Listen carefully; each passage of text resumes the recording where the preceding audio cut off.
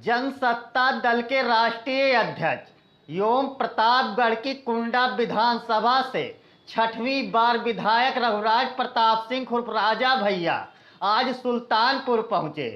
इस दौरान सैकड़ों कार्यकर्ताओं ने उनका जोरदार स्वागत किया। दरअसल प्रतापगढ़, सुल्तानपुर और अयोध्या से राजा भैया ने जनसंपर्क अभियान चलाने के लिए यहां पहुंचे थे।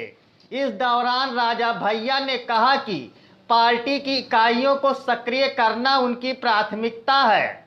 बताते चले कि अयोध्या में रामलला का दर्शन करने के बाद रघुराज प्रताप सिंह उर्फ राजा भैया चुनावी संकल्प यात्रा शुरू करने जा रहे हैं। प्रतापगढ़ से अयोध्या जाते समय आज दोपहर उनका काफिला सुल्तानपुर पहुंचा तो सैकड़ों कार्यकर्ताओं ने उनका जोरदार स्वागत किया, जिसके बाद वह 400 केबी गेस्ट हाउस पहुंचे, जहां मीडिया से रूबरू हुए। पत्रकारों से बात करते हुए राजा भैया ने कहा कि चुनावी संकल्प यात्रा के तहत सुल्तानपुर, प्रतापगढ़ और अयोध्या में जनसंपर्क किया जा रहा है। उन्होंने कहा कि जनसत्ता दल की पहली प्राथमिकता पार्टी की इकाइयों को सक्रिय करना है। वहीं 2022 के चुनाव में किसी दल से गठबंधन के सवाल पर राजा भैया ने कहा कि अभी तक इस मामले में किसी भी राजनेता या दल से बात नहीं हुई है। उन्होंने यह भी कहा कि हम चिन्हित सीटों पर चुनाव जीतने के ही लड़ेंगे। फिलहाल 100 सीटों से ज़्यादा सीटों पर उनके कार्यकर्ता पूरी तन्मयता से लगे हुए हैं। अभी हमारा जनसंपर्क का कार्यक्रम प्रतापगढ़, सुल्तानपुर और अयोध्या ये हुआ। अभी हमारी प्राथमिकता है पार्टी की इकाइयों को सक्रिय करना, उनकी यूनिट को सक्रिय करना।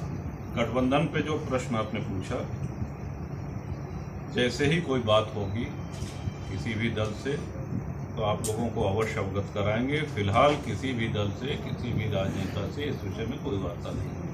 पार्टी प्रदेश में कितने सीटों पे चुनाव लड़ेगी?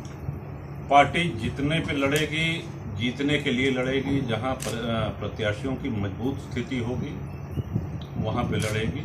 और हम ये मान के चल रहे हैं कि 100 से अधिक सीटें अभी हमारी नज़र में ऐसी हैं जहां जनसत्ता दल के कार्यकर्ता सक्रिय होकर के पार्टी का जनाधार बढ़ाने में लगे हैं और वहां अपने जनसत्ता दल के प्रत्याशी मजबूत स्थिति।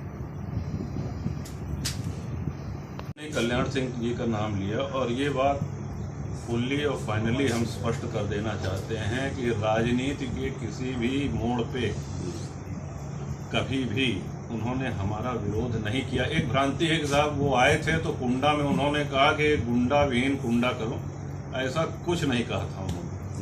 उस समय मोबाइल नहीं हुआ करते थे, रिकॉर्डिंग नहीं होती थी, लेकिन अगर कहीं होगी उसकी रिकॉर्डिंग तो आप देखें, कभी कोई ऐसा शब्द ही नहीं कहा, कभी नहीं कहा। और उनका स्नेह अब वो नहीं है इस दुनिया में, लेकिन उनका स्नेह बराबर मिलता रहा हमको। पहली बार मंत्रिमंडल में उन्होंने ही अवसर दिया और अपने मंत्रिमंडल में मंत्री बनाया, सम्मान किया। तो ये एक भ्रम पता नहीं कहाँ से पैदा हुआ कि साहब उन्होंने विरोध किया, जबकि उनका स्नेह, उनका आशीर्वाद सदैव रहता है। पहले तो साथियों से परिचय करा दें। हमारे जिला अध्यक्ष हैं, आप परिचित होंगे ही, शैलेंद्र जी हैं।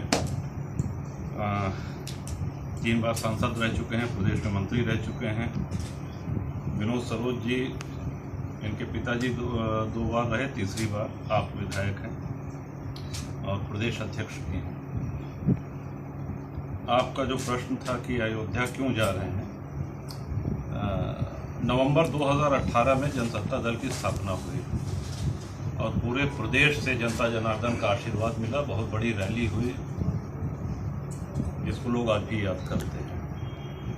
सामान्यतया कोई पार्टी बनती है तो उसके बाद पार्टी का विस्तार दौरे करके, जनसंपर्क करके होता है, लेकिन दुर्भाग्य से हमारा प्रदेश और देश ही नहीं, पूरा विश्व कोविड की चपेट में आया और 2 चरण में कोविड की त्रासदी हम लोगों ने देखी। इस दौरान जनसभाएं करना, रैलियां करना, निकलना ये संभव नहीं था। अब चूँकि उस महामारी से निजात मिली है,